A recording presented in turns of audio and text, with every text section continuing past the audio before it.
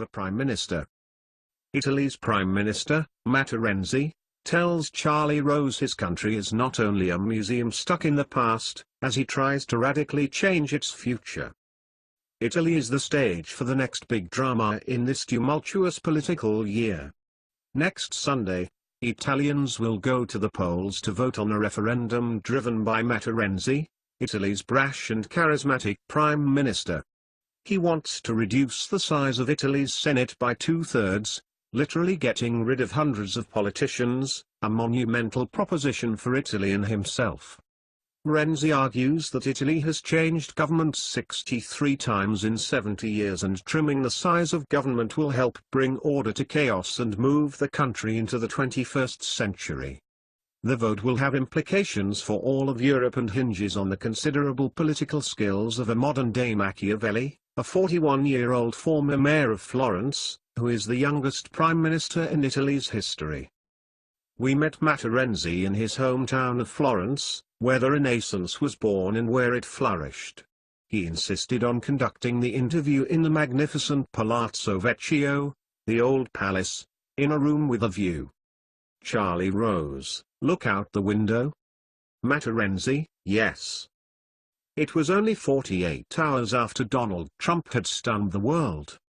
Charlie Rose, this is the headline I saw in the New York Times this morning when I got up here in your city. What's your reaction? Matteo Renzi, it's a surprise. It's a great surprise. Yesterday I spoke with the president-elected. Charlie Rose, you spoke with Trump? Matteo Renzi, yes. I called. Charlie Rose, did he call you or you called him? Matteo Renzi, I called him.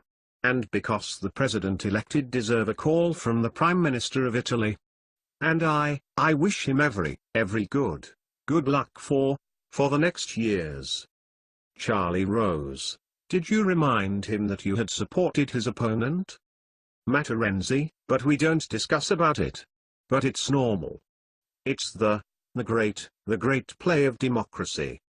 Matteo Renzi finds himself at the center of a great play of democracy. Italians will vote on December 4th on a referendum he initiated. It would change Italy's constitution by slashing the number of senators in parliament. Matteo Renzi, Italy is incredible. Because Italy is the country with 950 members of parliament. The double of the United States of America.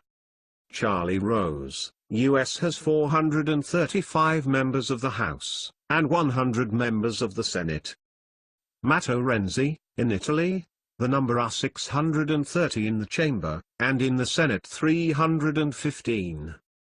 A yes vote would reduce the Senate to 100 members who would be appointed and not elected.